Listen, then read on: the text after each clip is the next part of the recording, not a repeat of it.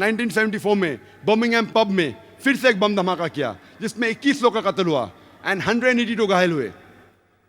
ये आईआरए ने 1996 में लंदन में बम धमाका किया जिसमें 2 लोग का कत्ल हुआ और 100 लोग से ज्यादा घायल हुए।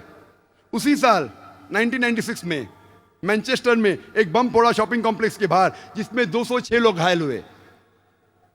1998 में यही आईआरए ने एक 500 पाउंड का कार बम बर्स्ट किया बैम्ब्रिक शहर में जूते की दुकान के बाहर जिसमें 35 लोग घायल हुए और 200 से ज्यादा घर तबाह हुए।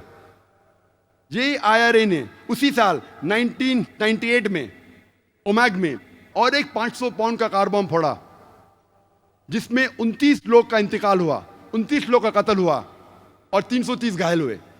2001 में बीबीसी में फिर से उन्हें बम फोड़ा। आईआरए के बारे में अगर मैं तकरीर करने लगूं तो एक दिन निकल जाएगा। कैथलिक लोग हैं लेकिन कहा जाता है आईआरए, आयरिश रिपब्लिकन आर्मी।